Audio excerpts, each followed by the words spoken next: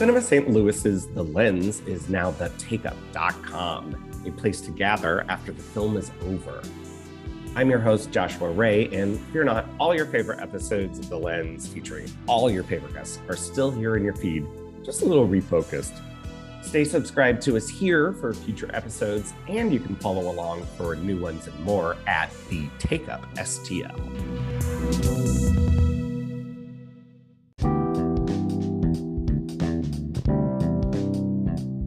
Thank you for joining us on The Lens, a Cinema St. Louis podcast. I'm your host, Joshua Ray, programmer and critic.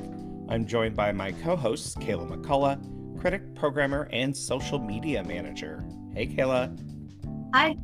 And Andrew Wyatt, critic, programmer, and managing editor of Cinema St. Louis's film site, The Lens. Hey, Andrew. Hello. Well, you can find all of our words at The Lens on cinemastlouis.org. Here we focus on one underloved or underseen film every other week. This episode, first, we're going to talk about what's now showing. Then we'll focus on The Mission, Andrew's pick for the Cannes Winner Series. Then, in the rules of the game, I'm going to gamify the 2022 Cannes Film Festival. Finally, we'll all have just one more thing. So, did either of you see Jurassic World Fallen Kingdom?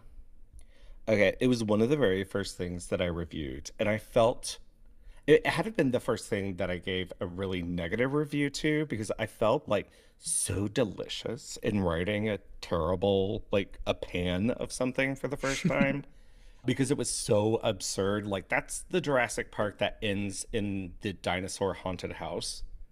Right. It goes all like gothic horror in the last act or something. Oh, it sure does. And Geraldine Chaplin is like haunting along with velociraptors. This is how it is in my memory. It might be something different, whatever. That movie, as it turns out, is kind of a masterpiece, because Jurassic World Dominion is way worse. Like, I didn't know how good I had it. Like, this, we were talking about something that felt like it was AI generated. This is that. This is absolutely, like, I reviewed it on KMOV and I thought it was a pretty cute joke. I said it was like a Dolly mini image, and someone typed in Jurassic Park, James Bond, Indiana Jones, like Laura Dern. Oh, God. And this is what got returned from it. Like, this film is so wildly lazy that when Laura Dern shows up, she's wearing the same outfit that she wore in the first Jurassic Park. Oof. Like, not to get all cinema sins, but why? If you catch me wearing the same clothes 30 years after the fact, then oof. I mean, I know that look is a look now to the kids. Kayla, tell me I'm wrong. Like, dressing. Yeah. Dressing like Ellie is a thing. Dressing like you're in Jurassic Park, like, that is cool now. But this character does not know that, because she's really in deep trying to figure out why Biosyn has created these genetically modified locusts that are attacking children. This is not a dinosaur film. This is a genetically modified locust film. What?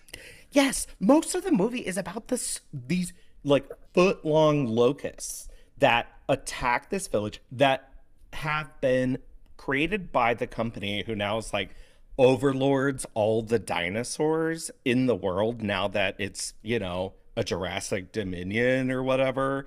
And they have engineered, and they're like, one of the good parts of this movie is, what is with this, like, I don't know, deep blue sea plotting that they have going on? Well, they have to do something, I guess.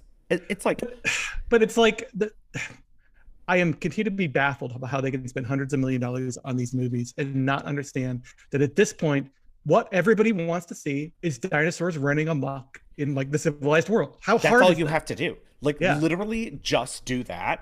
Put a brontosaurus in Times Square and be done with it. But no, like they have to come up with these convoluted sci-fi plots. I don't understand it. Well, so that's just one thread of the thing. The thing has way too many threads. Wanda DeWise plays like a Han Solo like bounty hunter and gets involved in the crew, whatever. There's like 80 plots going on. She is the only great thing about this movie. I just like it's so wasted though that she has to play opposite Chris Pratt, Chris Flat, Chris who which Chris? Chris number 4, I guess. Anyway, yeah, it's a disaster and it's going to make a ton of money and then they'll start a new trilogy, I guess. It was exhausting. It really was like it was so boring and so like not whatever the opposite of try hard is, try very little, that by the end of it I'm like, can I really need to go. I need to go. There's a new episode of The Staircase. I just gotta go. I have Andrew, important things to do. yeah, I have way more important things to do. Yeah. Jurassic World Dominion sucks. And I'm happy to report that, I guess. I guess this is actually kind of a backdoor recommendation for Jurassic World Fallen Kingdom for at least the last 20 minutes. We didn't know what we had. We didn't know what we had. What about, Andrew, you wanted to talk about Neptune Frost, which Yeah. couldn't be more different. Please, everything. Very different. Yeah, this film is, I guess it was I want to say it was at Cannes last year, maybe? Yeah, yeah, Or yeah, TIFF yeah. or something last year. So it's been out there for a while on the festival circuit, generating a lot of buzz. It's a film co-directed by rapper slash poet slash multimedia artist Saul Williams and Anicia Uzeyman, who I believe is his domestic and professional partner. And I don't even know how to begin to describe this movie, which is part of the reason it's such an interesting film. It is a Afrofuturist sci-fi cyberpunk musical. Oh, that Oh, and is like it's very warms queer my too. heart. It's very queer. Oh, Like there's so much going on in this movie. So I don't want to I could spend 5 minutes talking about the plot and not really even give you a good sense for what the film is. So I'm not even going to tell you about the plot. Let's just suffice to say that this is a very defiantly Afrofuturist film with a remarkable like handcrafted production design aesthetic. Everybody is wearing like this crazy clothing made of like wrapped wire and wearing transistors as body jewelry, and everybody's painted in like crazy Aladdin Sane makeup. It's just like it's like a William Gibson novel as reinterpreted by Grace Jones or something. It's amazing. So incredible. even if you go into it and know nothing about the plot and can't follow it at all, which may be the case, it's a very confusing film in some respects. It doesn't matter because it's just vibes. Like the whole movie is just vibes, and it has this really interesting sound. It's like this cosmic techno combined with Central African music, traditional music, combined with like experimental hip hop. I don't even know how to describe it. I'm not a music guy, so I'm probably doing it a disservice. But it's really astonishing. It's mostly about these like hackers who congregate in this extra dimensional sanctuary in the middle of Rwanda and start like hacking the system. Even that's maybe like overstating how much plot there is. It's definitely a just vibes movie.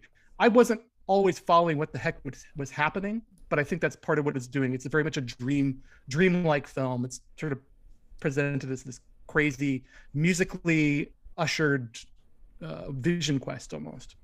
Definitely recommend it. I believe it's going to be coming to the Webster University Film Series soon, either this weekend or alternatively later this summer. And it is, people say this a lot about movies. It's like nothing you've ever seen before. I can guarantee you that this is not like anything you've ever seen before. And it's going to be playing when Webster has their great remodel too. That's some inside dish. They're remodeling. They're getting DCP and 7.1 surround. So I haven't watched it yet because I would like you reviewed it, but I would like to experience it for the first time like that, like in the middle of it, swimming in it. But I'm Yeah. very excited. I'm very excited. Kayla, you've got a review coming up, but plot twist, I watched it before you. It's cha-cha real smooth. And I Yeah. can't not say it like that in my head. Did you see Cooper Raiff's first movie, Shithouse? No, I didn't. Andrew, did you Did see you? Shithouse? I didn't see it. That's like the sort of college campus-based romantic comedy thing. Yeah, with whatever her name is. Her name is Xanthibbe in my head from Kimmy Schmidt. It's Jacqueline's daughter. I could look this up, but I won't. Her name's Xanthippe. Cooper Raiff. That was his first film. His next film is called Cha Cha Real Smooth. It played at Sundance. It was a bit of a sensation because it was picked up by Apple for their Apple TV Plus platform. They're also playing it theatrically, so it's going to open there and be available online. And it co-stars Dakota Johnson and Leslie Manville. Is Leslie Mann Like Judd Apatow's wife. is Leslie Manville Mike Lee's lady and Cyril from Phantom Thread? Right? Oh, yeah. Uh-huh. It's Leslie Mann. It's Judd Apatow's wife in it. That would be a very different movie. Oh That's a my man. God. Yes. I wish Cyril were in this. It would probably make it a better movie. I don't know. I won't get too far into it because Kayla's going to review it. There was a lot to like about it, but for me, it kind of like woke bro fantasy about falling in love with an older woman. And it's a lot more nuanced than that. But part of the fantasy is that nuance and like justification of everything that happens in it. I really, this is just a time for me to talk about Dakota Johnson. I was watching it with someone and turned to them and I said, Dakota Johnson's acting is just flirting. Like, she only ever just flirts. And I was thinking about The Lost Daughter when she's got those just one-on-one scenes with Olivia Colman. She's just like kind of flirting with Olivia Colman. I'm okay with this though. I Like, love it. I Every love it. every line that she says in a bigger Mhm. splash is horny. I mean, I love it. Right. Oh, a bigger splash is like the text of it, right? Because that is exactly what she's doing. In this, Right. But even when she's like innocent as Susie in Suspiria, even when she's in the innocent mode, she still sounds flirty. It's weird. I don't trust her. As an actress or her characters? Me as a person. There's like an architectural digest video where she's like, I don't know, I can't remember what it was, but I think it's like a lime. Limes, yeah, there's limes. She's like, I love limes. And then she was like, and then like in another interview, she's like, I'm allergic to limes. See, I just think she's smart. I just think she knows how to win. I like limes. That sounds like something like a robot would generate to humanize itself. Yeah, I think she just had limes like She had As, limes like- in a bowl, Yeah. as Yeah. decoration. prop. Yeah, yeah. Well, I like Dakota Johnson. I looked her up because I was like, the Scorpio energy of Dakota Johnson is so strong. Guess what? She's not a Scorpio. On the Scorpio. She's not a Scorpio. Yeah.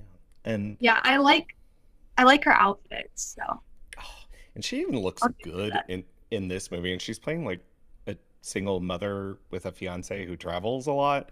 And it's like, you look like you're going on Ellen to tell her that's not the truth. I don't know what this is, but yeah. Yeah. Okay, guys, I think we should go into shit. Even are they? Like, Andrew, you're gonna have to do so much heavy lifting for this because I'm like, where are we? Are they in Argentina? It's Paraguay. It's ambiguous Paraguay. because remember we're in colonial 18th Right. century. So everything's Let's like, back up. What Right, movie are right. we talking about again? oh, The oh, Mission. we're traveling on a mission. That's Yes. Roland Jaffe's The Mission, the 1986 Palme d'Or winner.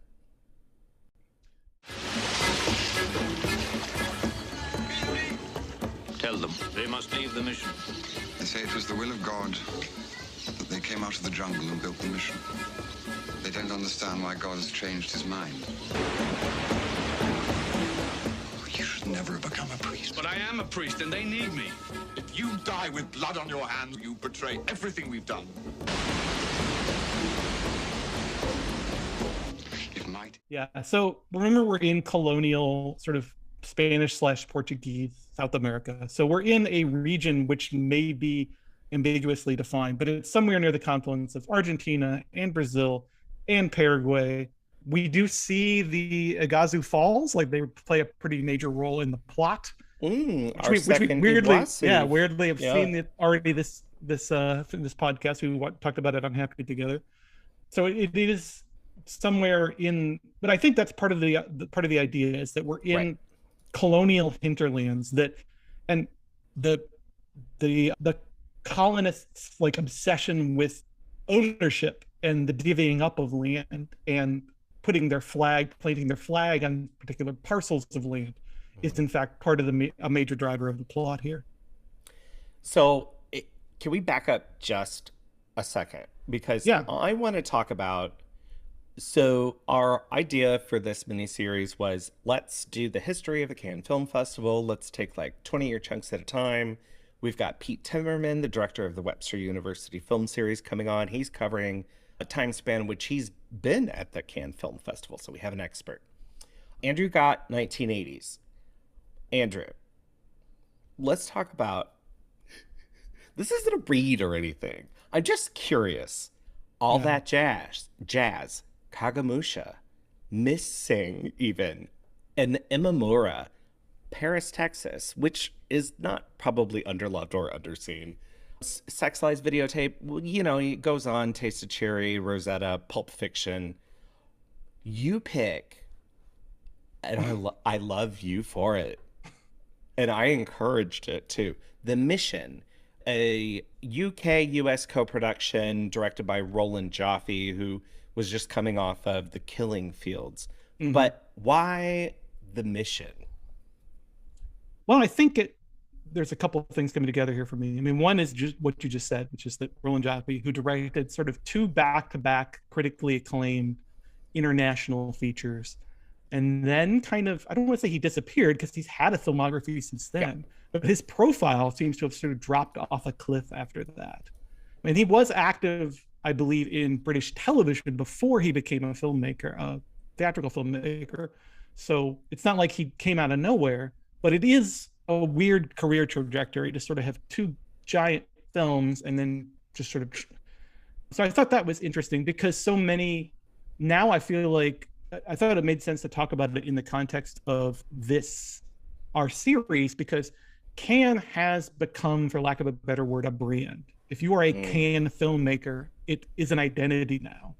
And now we've seen, just now, Ruben Östlund won his second Palme d'Or. Like, so now, like, there's an identity associated with being a Cannes type director. I think that started to emerge, if not the 80s, then in the 90s, when indie film became more prominent in America, and therefore Americans became more interested in international films as well. Yeah, and it's not like, you know, it's unique for an English language film to win Palme d'Or. It happened. We had talked about, well, that didn't win the Palme d'Or, but things like MASH and The Go-Between and Conversation, Taxi Driver, Apocalypse Now, these are English language films that have won. But what you're talking about is really, I agree, the era in which this thing becomes like such an insider's club. It looks like, at least on the surface, because when you look at the list of winners of Palme d'Or, you start seeing some names crop up again and again. It's like, you know, Imamura won twice, and if you're invited, if you win, like, it seems like you're kind of grandfathered into the thing, unofficially at least.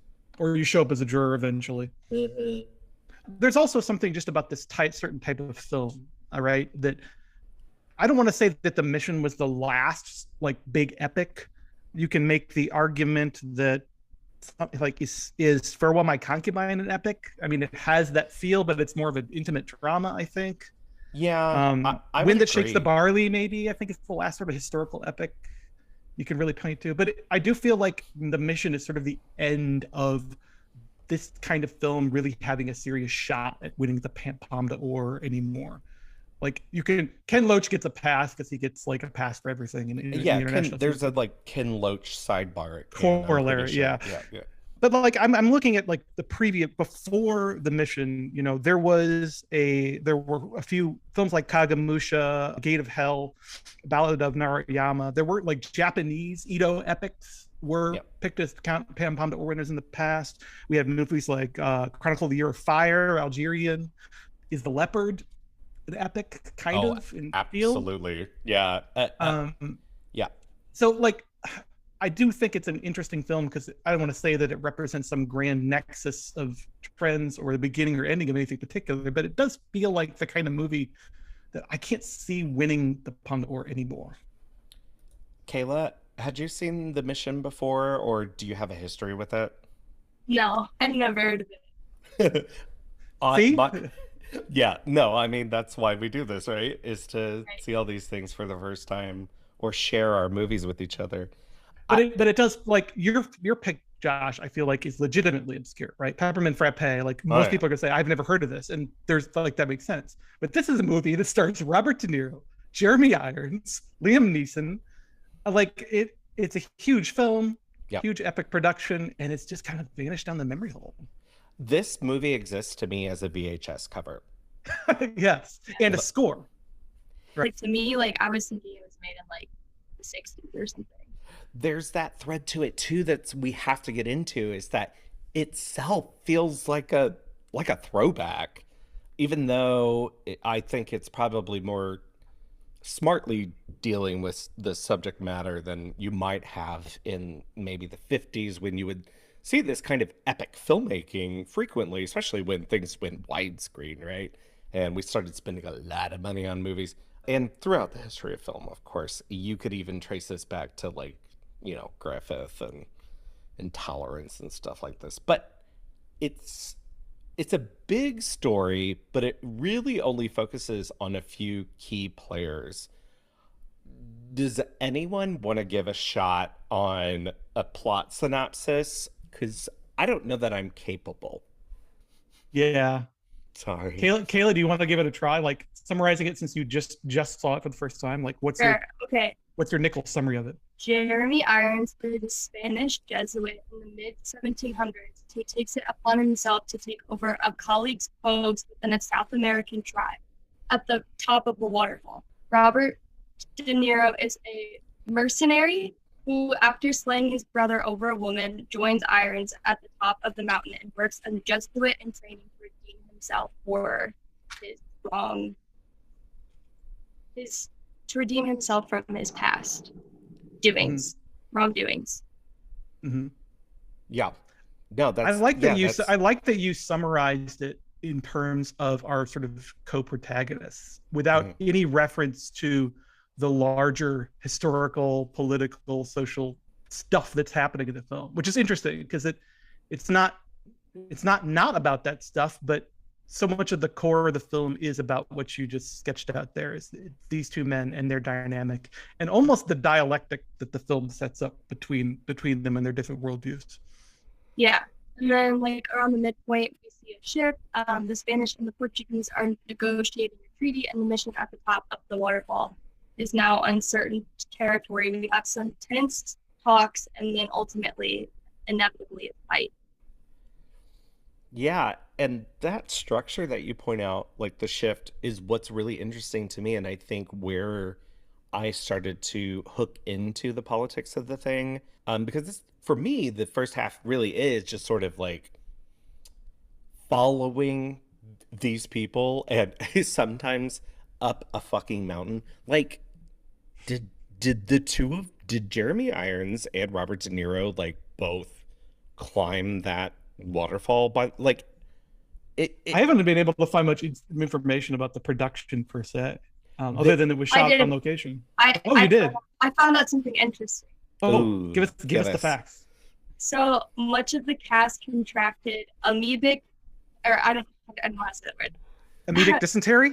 Dysentery Oh, during the God. production, which I don't think we can, like, I don't think we've ever watched anything that has had that on this podcast. So that's a first. You know, that's exactly what I was thinking about when I was watching Robert De Niro covered in mud after he's doing his penance or whatever. And I was thinking, there is no way that I would be 1 fucking hour into that journey and would not have dysentery. And I was Or be right. covered in leeches. Covered in Or leeches, or like, I can't walk outside right now without a mosquito bite. This isn't happening for me. Yeah. Yeah, but then the second half does move into, okay, big picture, what do these two represent? How do they share a vision, but how do they approach this vision on different terms? because I want to talk about the Robert De Niro character first. He, to me, is like kind of stock archetype, which is weird because it's also Robert De Niro, and the way De Niro like removes any sheen or is comes out of his star body in this and just becomes the character in this. And that sounds weird to say because Robert De Niro is known for disappearing into roles and everything, but there's something that it's just so not De Niro. It reminded me of a really weird corollary I'm about to make. It reminded me of De Niro in Jackie Brown, in that he really is a part of the world, and you kind of forget that it's De Niro at any given point. I don't know that it's like a great De Niro performance. Maybe he's not even that great in it. I don't think but- he's bad, but I don't think it's like even top half De Niro for me. Which is not to say it's not good and he's not Yeah. interesting. I think he's effective in this for sure. Effective, yeah. He's just kind of effective, and I think he renders the push and pull that's going on in him really well. But it's also not like Jake LaMotta in The Mirror type performance, which Yeah. is weird to say because he's like getting dysentery doing this stuff.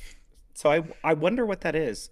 Structurally, it's interesting that the movie, like, it's fully like a 45 minutes or so into it before like we get to the Rodrigo, De Niro's character Rodrigo, doing his penance, climbing up the mountain to try to find something like redemption after killing his brother.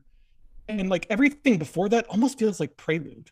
Like the movie doesn't really get going, even though there's plenty of things that happen, quote unquote.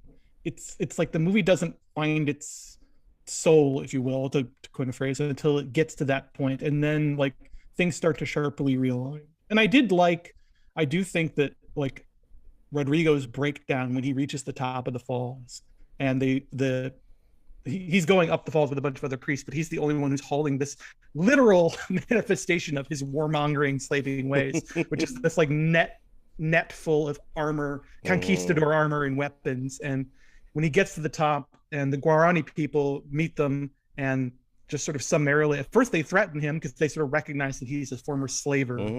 But then they cut it off, and there's this like beautiful ecstatic moment where Rodrigo just sort of breaks down, this guy who's been sort of shown to be this hard ass character, and he just like completely loses it and starts like sob laughing as the priests and the Guarani sort of surround him and receive him into their community finally.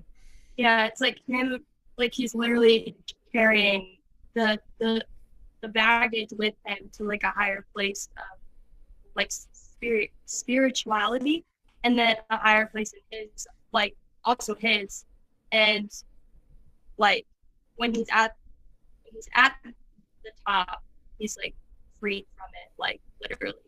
It's real catharsis. You sense the catharsis in a real way, and none of this is subtle. Like right, like the symbolism here is thunderous. But I don't know. For me, so I've revisited this film for the first time in years and years. I've seen it before, and I remembered almost nothing about it other than certain images. So to me, that catharsis of that moment works. But it works really well because you've seen Jeremy Irons' character already do that, but without the armor. But he's made that same journey, and we follow him in the first 5 minutes of the film. And when we're introduced to Robert De Niro's character, who literally like hunts and traps the Guarani people in a net, like old school. Yeah, they like step in a trap and a net just collects them. I was like, oh, we're doing that, great. But you've seen someone do that already, and you understand the physical toll that takes, but also the point behind doing it too. I do love that Irons has that great line in that sequence where Liam Neeson is sort of trying to get him to ease up and say, he doesn't really have to do this anymore, does he? Continue to make this arduous climb. And Neeson has that great, Irons has that great line. He has to do it until he's ready to give it up. Like he thinks he still needs to make amends. He thinks he still needs to atone for what he's done, which he did. I mean, like, to be fair, he did murder his brother in cold blood. It wasn't exactly undeserved. But they dispose of this with like one line in the film, but because it was a gentleman's duel, like he was never put on trial in criminal court, in the colonial criminal court for it. He just put himself into exile in a monastery because he felt guilty about it. That's something I missed until I started reading background and reviews on it. Okay. Yeah, it is. 'cause It is sort of disposed of quickly. Like, yeah. So I do want to, like, maybe before we talk about it anymore, I want to back up a little bit and talk about like how this movie is, what the kids would say, problematic from the vantage point of 2022. Because what we have here is essentially a colonizer narrative, a missionary narrative, told almost exclusively from a white colonial perspective. And there are intercolonial conflicts and religious conflicts and political conflicts that sort of form the plot spine of the film. The conflict, yeah. Yeah, but like, and the natives are almost like a football in that. And that's not to say that we aren't presented with Gabriel and Rodrigo and the other Jesuits treating their Guarani flock as people and treating them very humanely and treating them very generously. But at the end of the day, like, I was struck by the fact that I don't think a single native or indigenous character actually gets an on-screen name. Like, they're just the Guarani. They're just a mass of people. At the very least, they get to speak their native tongue. When the film came out, I saw some reviews that argued for its message of that sort of infighting and as a realization of the evil that colonizers perform. The question you have is really interesting because you are situated in their shoes, right? At no point are you on the Guarani side. We don't ever really divert and spend time with them unless it's through the vision of these colonizers. That is the problem with it, as you know. However, they're not great. They're not good people. What they're doing is not a great mission. And the result of it is bloodshed, and a lot of it. And they end up killing themselves through the process too. And I don't think that it's like, it's the kind of film that I don't think you could make it exactly like this now. But I do think it is important to approach it for what it is. And like the things that it's trying to get us to engage with are still interesting and worthy of engagement. The questions it's asking about religion and morality and politics are, I think, salient. It's just, we do kind of recognize, I think, I would hope from the vantage point of 2022, the way that it is a colonizer story and it's the native viewpoint is almost completely excluded, except through the, again, as he says, except through the lens of the Jesuits. And this kind of like, it views them as kind of like Edenic warrior saint people, right? Like they're just kind of like considered, I mean, that's part of the metaphor. Kayla mentioned the idea of going up the waterfall, that Rodrigo finds redemption up there, literally in the clouds.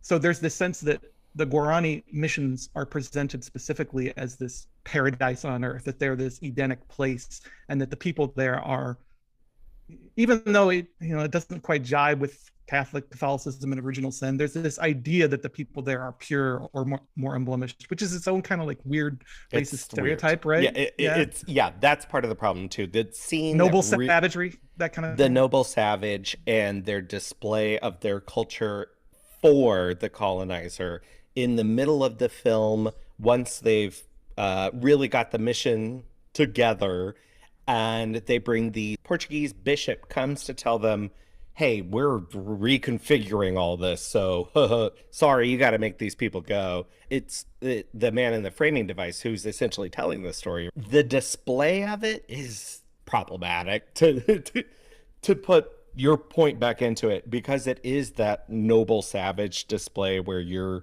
it's like watching a fucking Discovery documentary.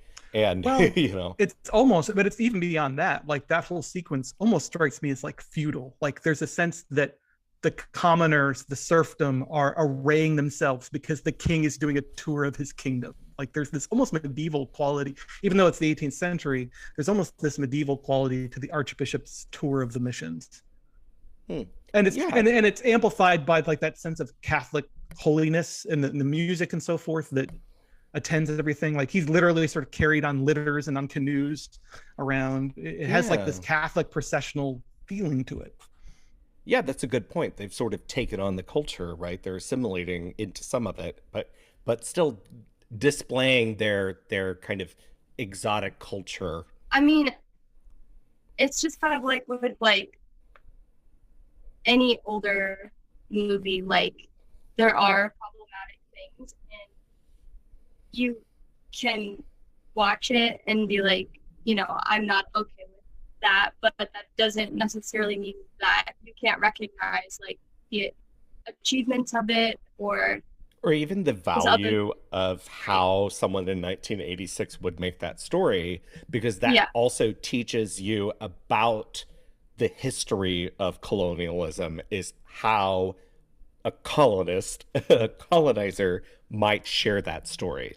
true. And yeah, it's one of those things that like, you know, maybe you don't really realize in the moment because, you know, that's just not, you weren't taught anything else. But then like with time, you're like, oh, okay, yeah, no, that's not. I think Yeah. in some sense that like there is this recognition in the text of the film itself about how important this white supremacy system is for the colonial machine. And there's actually some great sort of expository scenes in it, for lack of a better word, or conversational scenes where characters are sort of getting at the root of how this system works. So there's a recognition in the text of the film, but it doesn't necessarily make the film feel like, doesn't let the film off the hook. I feel it's kind of like South Pacific in that way. Like South Pacific acknowledges racism, but it still feels a little hinky from the vantage point of 2022. It's on its own terms. Is there anything, like, I'm racking my brain for a film that is about colonialism and ostensibly from the colonists' point of view, but still gets inside of the system in a way that doesn't Dangerous feel Wolves, that right? way. And it's been a long time since I've seen Last of the Mohicans, but that feels more even-handed in showing the savagery of the colonists. I think maybe The New World. The New World, but even that has this like is seen through that Edenic lens, right? I think that Yeah.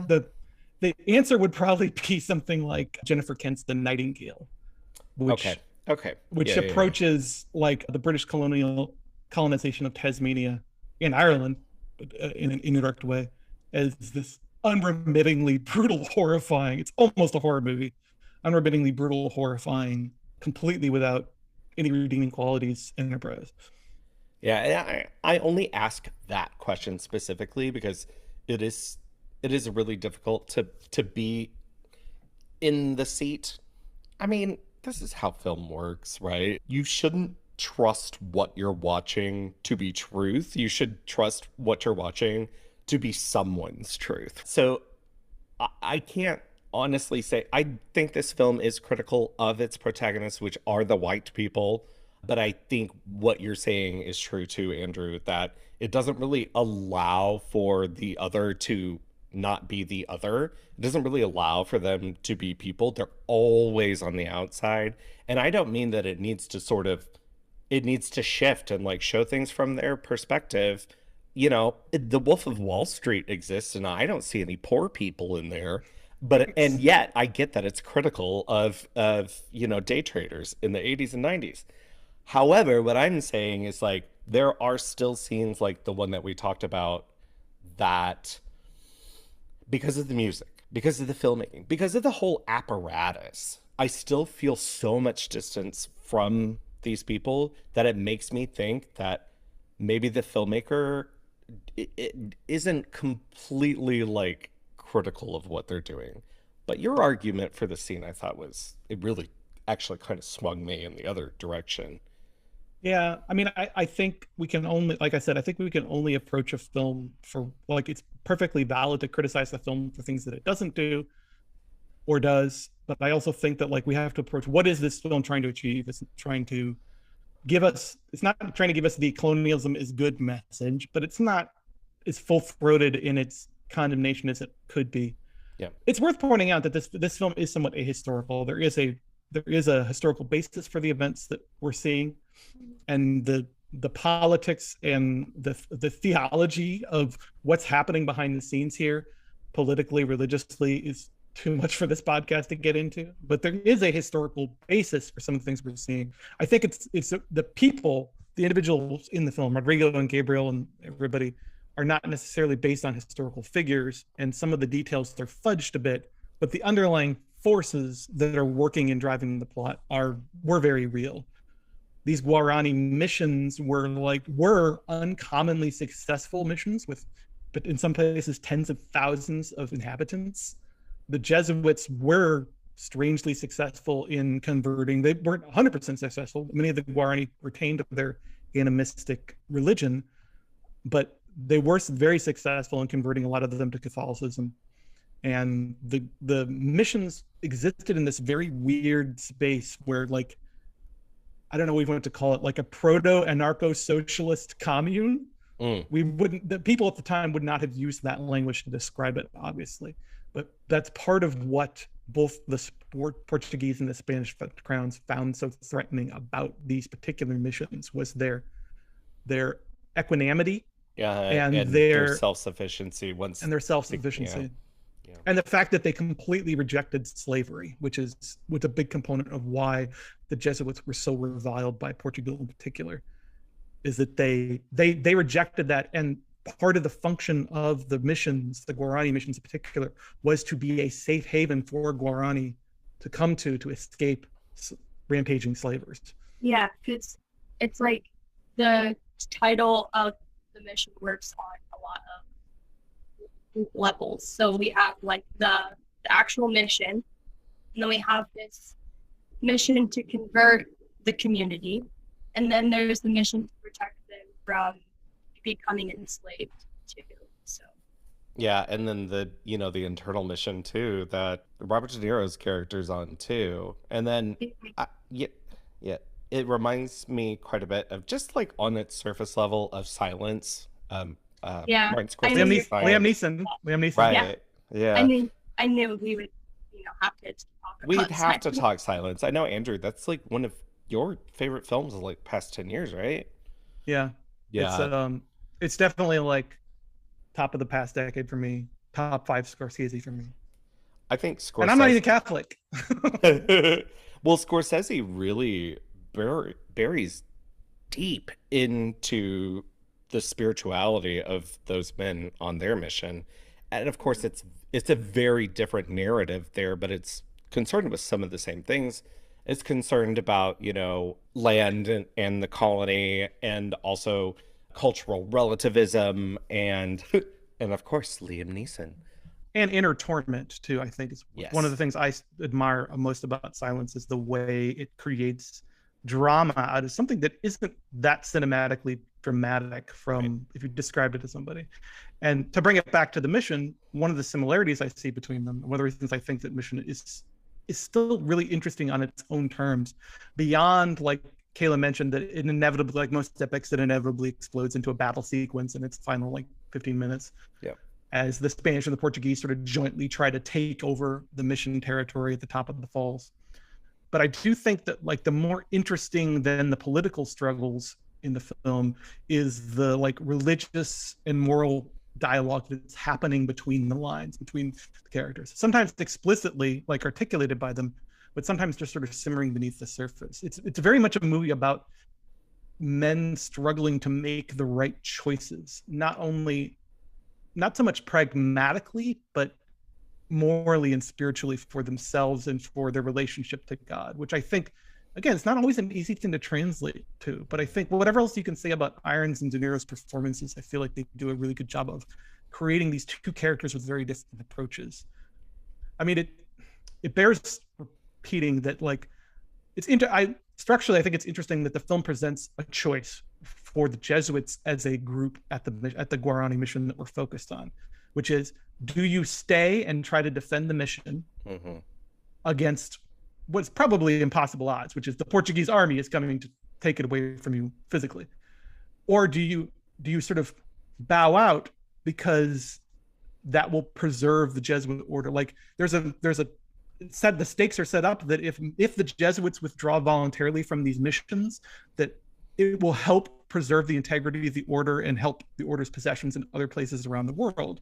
And both Irons and De Niro's characters make the active decision that they can't do that, that they're not willing to take the pragmatic approach and sacrifice these particular missions and these particular people for the greater good of the order, that they feel they have a moral obligation to protect this place that they're invested in, their flocks.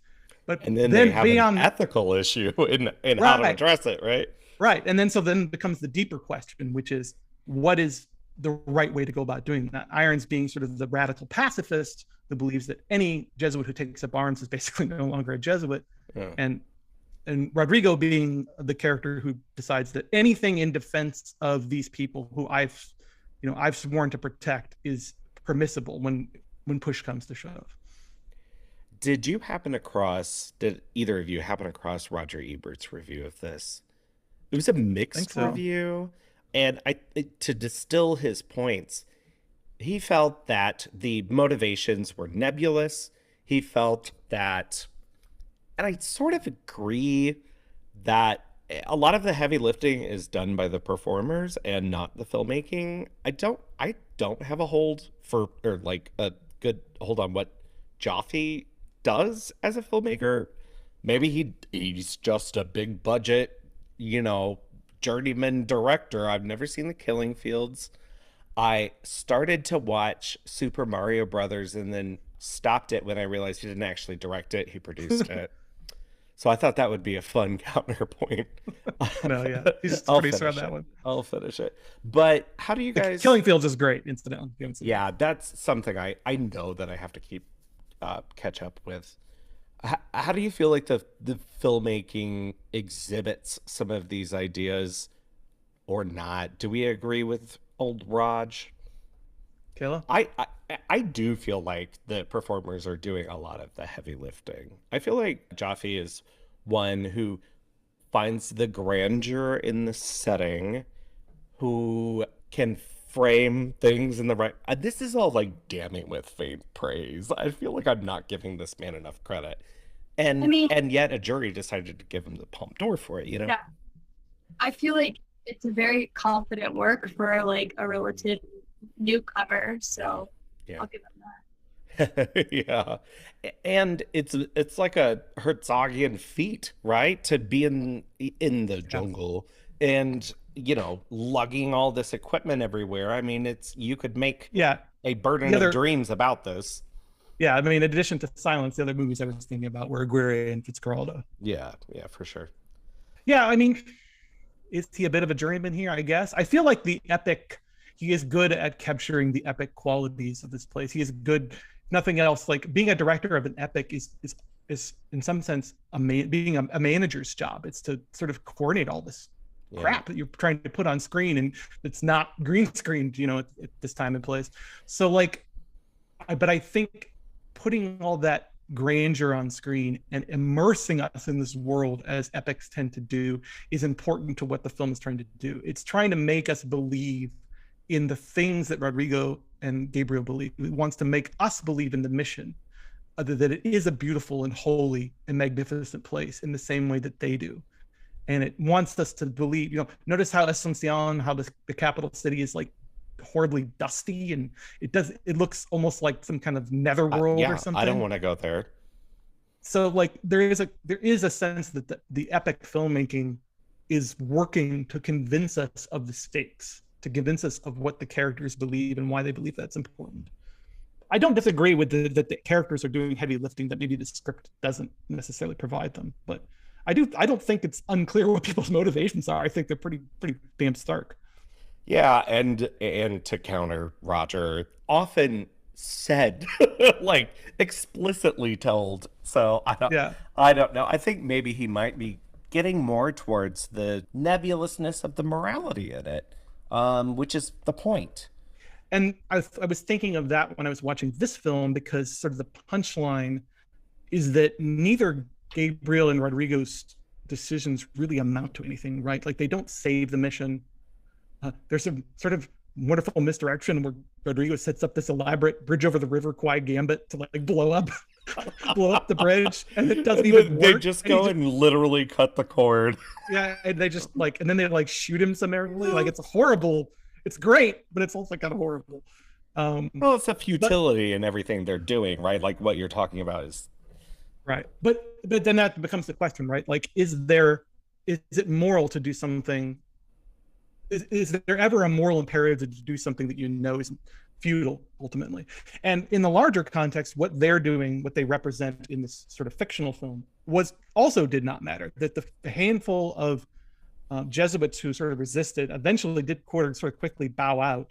And the place where the film is ahistorical is that the Guarani themselves were the one who fought sort of the brushfire war against the Spanish and the Portuguese to prevent them from taking over these missions. So there's yet another place where this is sort of a colonizer's revisionism. Yeah. But spoiler alert, nothing that Rodrigo or Gabriel does in this film, it doesn't matter for the context of this specific mission, but it also doesn't matter in the larger context of where the Jesuit order was at this point in history, because it wasn't, the Jesuits were in a period at this time, and the film kind of suggests this, where royal and imperial forces are viewing them, and papal forces are viewing them with suspicion. And it's not long after this, historically speaking, when their order is completely dissolved, and they're sort of forced to flee to the hinterlands of Christendom to sort of hang on by their toenails till their order can come back centuries later. So the things that Gabriel and Rodrigo don't even matter in the vast historical sweep of things. Like it's completely pointless choice from a pragmatic point of view. But I think part of what the film is doing is saying maybe there are some things that are more important than pragmatism. Maybe there are some choices. Their mission is about their actions, right? Yeah. Sorry, I've been going on long, but I've been trying to think about this film. No, like I needed that because I watched this thing and, you know, I kind of approach the ideas you're talking about, but you're much more interested in ideas of spirituality, faith, moral questions as far as that's concerned. And anytime I watch anything like that, I'm like, where's Andrew? Which is weird because I'm an atheist, so I don't know why that well, like I don't know why a movie like Silence. Yeah, I don't know why a movie like Silence, for example, resonates with me. But there it is. Are we not going to talk about Ennio Morricone's score for this film? Well, yes. The score is the part of the depiction problem for me because it is so big, but it's also like one of the most well-regarded film scores ever. Talk about it, because it doesn't work for you. It's not my thing. It's like it is very epic filmmaking music. It's great music. Morricone like isn't capable of doing anything but it feels so much at odds with what's interesting about this film in fighting or finding the conflict in the colonialization of this land. To me, it's selling it. Well, I think it's selling the ideal that Gabriel and Rodrigo are fighting for. It's selling the sanctity, the sort of like the Ave Maria, if you will, of their mission. The reason that they find it holy and valuable and something worth fighting for. It's an interesting score because it isn't just Western classical. Like Morricone like incorporates traditional music, but also incorporates the strong tradition of Christian choral music among the contemporary Guarani. Mm-hmm. And that reminds me a little bit of the score for The Thin Red Line, which I just recently rewatched, which uses traditional Christian Micronesian choral music, which has its own sort of language and ethnomusicology to it. And the same way the Guarani, like Catholic choral music, has its own characteristics. And I think a lot is gained by adding that into the mix in the film score. Very interesting. Yeah, no, I can see where all of those colors in the mixtures are helping with it, but it's it's big. It's a big score. It is very big. I think it feels like the one thing popular. Yeah, it feels like it's the one thing that people know about this movie. Mm-hmm. Like they know there are people who have never seen it that have probably like listened to the album. It's on its own level. Yeah, it really does kind of transcend anything about the film. I saw it was like the number one, like the Australian Film Institute or something voted it the number one score of all time. All Yeah, right, which is calm like down.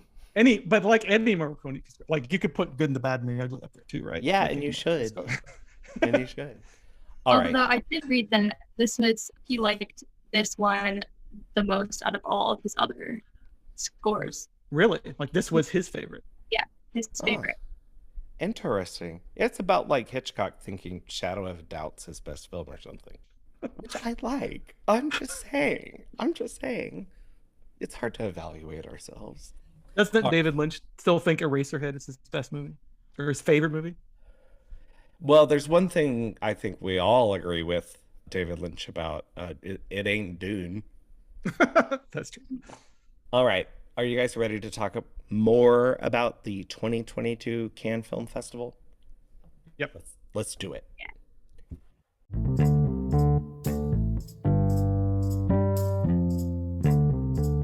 Now we've come to the portion of the show where we play a game. It's the rules of the game. And I've got a very simple one for Kayla and Andrew. I have gamified the winners of the Cannes Film Festival from this year, 2022, as sort of a follow-up to our previous episode where we discussed our most anticipated titles of the Cannes Film Festival. I'm going to give you a clue or a question, and I want you to give me the winner. Pretty All right. simple. So if I were to say, this director produced the Super Mario Brothers movie, you would say it's Roland Jaffe. And then we'd talk about how he won the Palme d'Or in 1986 for The Mission. But everything is recent winners. So if you've got that fresh on the mind, you might remember some of these things. Other than the Palme d'Or winner, I actually don't know who won this year. Ooh, plot twist. All Yeah. right. Okay. So I've got it broken down into sidebar awards, right? The first one, we're going to the Director's Fortnight. And we are going to look at this person. Their first credit in film was acting in Olivier Assayas's film Late August, Early September. Andrew, do you know who I'm talking about? Okay, let me just make sure I understand the rules. This is a filmmaker? Yep, this is a winner. Someone who won an award in the Director's Fortnight this And year. then we're in an essayist film. I do not know. No.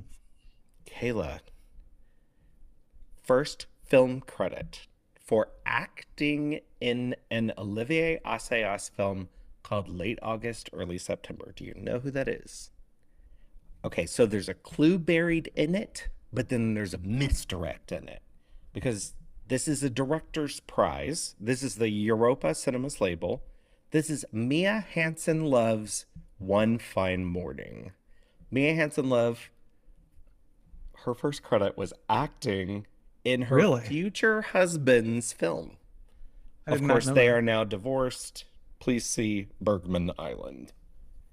Yeah. And Irma the And well, to know why they're divorced. yeah, I mean, okay. Oh, the new Irma Vep, is that what you're talking about? No, no, Oh, okay, okay, yeah. Have you Yeah. watched it? no. No, I actually have a plan to watch it right after this, so Yeah. I've been kind of holding on to it. All right, this one I feel like is probably a little easier. This is the Un Certain Regard. So, Kayla, you're first. This person has stated in interviews that she lit a candle every day at church to not be nominated for an Oscar for a film that she was in. She said she felt it was poison. Okay, so this is an actress Uh-huh. or director. This person won a performance prize in Un Certain Regard. The first thing that comes to my mind is Meryl Streep, and that's probably not what it is, but that just pops into my head and I just acted on it. So is know why. not Meryl Streep. She might be Meryl Streep someday. Andrew. I think we talked about this a couple weeks ago, so I'm going to guess Juliette Binoche. Nope. This is Vicky Krieps, who won for the film called Corsage. This film was not in competition, but I know when it was playing, people were like, why isn't She this said in that about competition? Phantom Thread. She said it about Phantom Thread. Ouch. She did not win an Oscar nomination, and she did not get it. Although she should have won that year, right? I don't know. Yeah. She also tied with Adam Bessa for the film Harka. Interesting. Okay, this is the Camera d'Or. The Camera d'Or is the best first feature in any of the lineups. So, best first feature in competition, Director's Fortnight, Certain Regard. The clue is this person has played Mary Curie from The Runaways and appeared in a Justin Timberlake video. Andrew, do you know who I'm talking about? Meaning that they portrayed them in a biopic Called The about Runaways. the Runaways? Uh-huh. Oh, was that Dakota Fanning? No. Dakota Fanning is playing not her. I'm looking Oh, it I don't up. know. I don't remember. I don't remember that movie very well. Kayla, you want to take a guess? Can you repeat the question? Yes. So this person has played Mary Curie from The Runaways and has appeared in a Justin Timberlake video. Is it Rosamund Pike? Ooh. So Oh, dang. is her name Marie Curie? No, that doesn't make any sense. Right, because Sherry Curie is the one in The Runaways. Marie is not in The Runaways. Yeah, maybe that's where we're looking. But she is in the movie The Runaways because she's a character. They are twin sisters. That makes sense. I was like, she's not in the band. Anyway, Riley Keough has a Cannes Film Festival prize for Oh, I think I remember that now. co-directing the film War Horse with Gina Gamel. Oh, wait, hold on. So these are people who, this is 2022. Yeah. Oh, okay, because I was thinking, because Rosamund Pike played her in a movie from 2019. Well, that's That's the physicist Marie Curie. Oh, not okay. from The Runaway. The Runaways. That's not your mistake. That's Josh's. You Oh, misheard okay. me. No, Don't that put is that in- someone's name, guys. Oh, No, who's that's that? Sherry. That's Sherry Curie's sister is named Marie. Oh, I was yes, it thinking is. of the It side, is. like I was thinking that because I was thinking of this person, the actress played the scientist in a Right. film No, and that was makes in a sense. different. Okay, never Okay. mind. Um, Don't leave the thing. We're very confused here. It's fine. It's fine. It's really just an opportunity to talk about Cannes Film Festival. Have you guys seen the Rosamund Pike, that video that she stars in? Music video. Oh, I know what It you're is talking about. by Massive Attack and Yeah. Young Fathers, Voodoo in My Blood. Yeah, good song and good video. This performance in this video is like incredible. Like it didn't need to be that good. It feels weirdly enough like an Olivier Assayas. It Well, kind of does. like- Yeah. Like It personal feels like a shopper. character. Yeah, it feels like a character who could be in one of these movies. Okay, now we're moving to the in competition titles. So these are the bigger titles. These are the winners. These are the ones that I think are a little bit easier because, you know, if you're following along. All right. This person won Best Actor. They voiced Alex the Lion in the Korean dub of Madagascar, but was replaced in the sequels by Wang Yang Seong. And that is for Kayla. Korean actor who voiced Alex the Lion in the Korean dub of Madagascar, who won Best Actor this year. It's Yeah, from Parasite. yeah, Yeah, yeah, yeah. yeah. Song Yes, you got it. Song info. Kang-ho. Yeah. Okay. Yeah, Song Kang-ho from Parasite. He won for the Koreeda film Broker that you had on your yeah. list. Yeah, That's right. Okay. very cool. Okay, this person won the Director Prize. The Director Prize. This was a film we talked about. Who goes first? Andrew, it's your turn. That's the only hint you're gonna give me. This, yes. Who won it? No. This director turned down the chance to make the Evil Dead remake. Is it Cronenberg? Kayla? It is not Cronenberg, but it is a film you had on your list.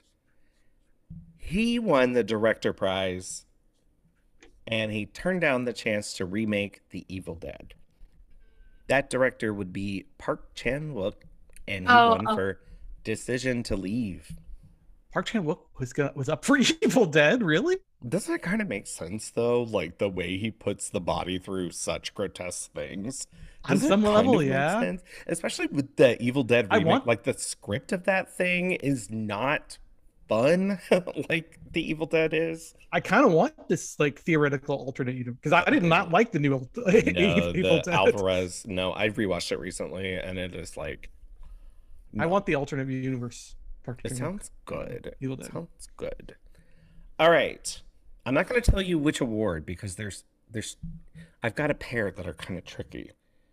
So, Kayla, this 2022 winner has 2 Palme d'Ors and 1 foreign language / international picture Oscar nomination. Is it who won the Palme d'Or this year? It's Ruben It's Östlund, Ruben Östlund? Yeah, okay. who won for Triangle of Sadness. Now, Andrew, the flip side. This winner has 2 Palme d'Ors, but no foreign language international picture nominations. Is it Koreeda? Does he have 2 Palme d'Ors? Kayla, you want to take a stab at this, who the winner might be? Winners, who the winners might be? Oh. The two people who won this award, Okay. and it's not a tie. Yeah, that gave it away. Why do I want to say the Safdie brothers? I know that that's Because not- it's the Dardenne brothers. Yeah. Because it's the Dardenne brothers. Rosetta and L'Enfant, the child. Very good. And so they were awarded a special 75th anniversary prize for Tori and Lokita, a film no one seemed to like, but Janice has picked up that's going to be showing in the States. Okay, one last award. It is my favorite one. That is something of a clue. Kayla, this is the Grand Prix. We're only talking about one of the winners. It was a tie. This winner worked as an assistant director to Wim Wenders and Jim Jarmusch. I wanted to say Claire Denis, but It is Claire Denis. yeah, okay, cool. Believe it or not, Claire Denis was an assistant director to both Wim Wenders on Paris, Texas, and Wings of Desire, and Jim Jarmusch. Wow, that is great Yeah, trivia. she- What Jarmusch film? Down by Law and Stranger Than Oh. Paradise. Yeah, That's me pulling that off the top of my head because I wrote that Wow. question. It's the only one I wrote. that's good trivia. I did not know that. And then And what's her film? She has 2 films this year. Which one was it? Can This is Stars at Noon, the Stars at Dennis Noon. Johnson adaptation with Margaret Qualley and what's his name? Joe Kayla? Alwyn. Joe Alwyn, right? Joe Alwyn. Yeah. And then she actually tied for Lucas Dunk, his film Close, the dude that made Girl. Yeah. She didn't let him talk at the ceremony, appropriately so. Anyway, sorry for putting you through that torture. Love you guys. How about we do No, one don't give more? me- It gave me a good like can trivia. It's nothing else. Very good. Yes. Well, let's go on to one more thing. Every episode, we round out with one more thing, something that we've been digging since the last episode. I am going to throw it to Kayla. Kayla, what's one more thing from you, and what are your socials? Also, you literally just got back from vacation yesterday. Yeah. Could you just talk about your vacation? Like, please Sure. endorse Okay. going on a vacation. One more thing is taking a break from movies for a while. Yeah. Yes. That's my one more thing. Just kind of, you know, turning off my phone, not looking obsessively at, all of the things like Twitter and And our all of that. emails, our Yeah. stupid emails with requests of things. Yeah. Just kidding. Love you, everyone. Email me. Yeah. So it was nice to just, Where did you go? relax. It's a part of Florida that it's kind of like an unincorporated like county of Florida. Fancy. So it's halfway between Panama City Beach, and it's like maybe like an hour, half an hour away, and it's just kind of like a relaxing, like small towny type thing. But it's really crowded now. So because everybody's like I guess they've heard about it. They call it the Hamptons of the Oh, like wow. Florida. Okay, Real Housewife Swanky. of Florida. I mean, it's really like it's not that like Because it's you we're not paying attention to the important part, which is of Florida. right. Just kidding. Love you, Florida listeners. I'm sure we got Hamptons one of or Florida. two. It's a shack in the swamp. It's surrounded Yeah. by alligators. Basically. It's crazy that that Magical Kingdom hotel in fuck. I tried to think of the name of the movie and I Florida ruined Project. my Florida Project is the Hamptons of Yeah. No, it's like, yeah. I mean, but it's chill. But it has become more crowded. So Yeah. So- I don't say the name of it so that people I'm don't gonna keep it in and hold on to it. And, Yeah. Well, you'll tell us if after anybody we're would like done. to know, just contact me. How do I'll they review. contact you? They can contact me on Letterboxd, I guess, but I don't think there's a way for anybody to contact you on Letterboxd. Leave a comment on one of Kayla's reviews on Yes. Letterboxd asking where she went to vacation. That way Yes. we know people out there are listening. Very good. Yeah, and it's just my name, Kayla McCullough. So yeah, Very that's good. That's it for me. And Andrew, what's one more thing from you? And how did they find out where your favorite Florida vacation hotspot is? Well, I got one more things. They're kind of like in parallel, which is I'm working my way presently through the third seasons of both Amazon Prime's The Boys and HBO's Barry, two exceptional shows that have been brought back to the third season. Barry just finished its series run third season last night, and The Boys is I think on 3 episodes in, and it's going to be dribbling out over the next few weeks. Yay, Amazon HBO is still using the weekly release model for episodic television, thank God.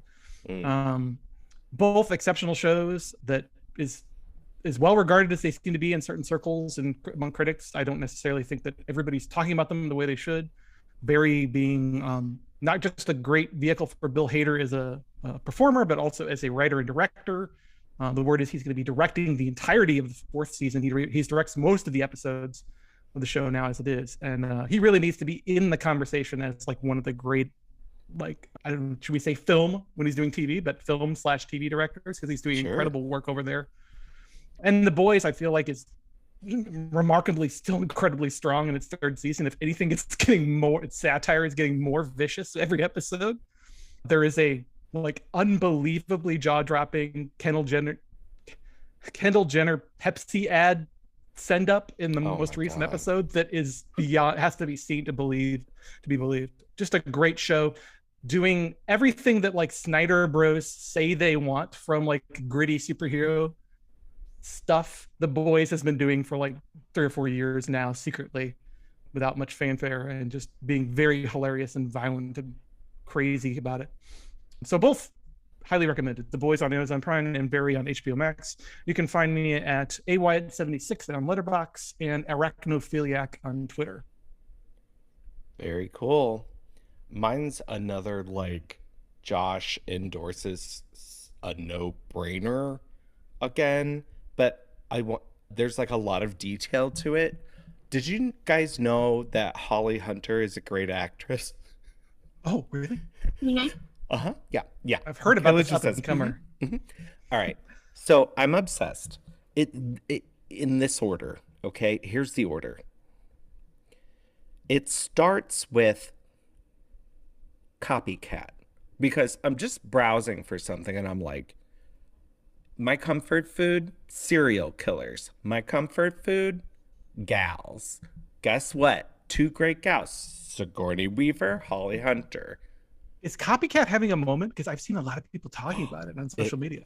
It's not great. It's fun. And it's a movie I remember from my childhood watching, Connick Jr., thinking right? it was so scary. And Harry Connick Jr., yes, he is the killer. He's like the Hannibal Lecter of the entire thing, kind of.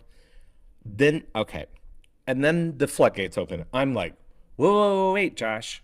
Why aren't you and Holly Hunter, like, better acquainted? Positively True Adventures of the Alleged Texas Cheerleader Murdering Mom, TV movie by Michael Ritchie. Then we go to The Firm.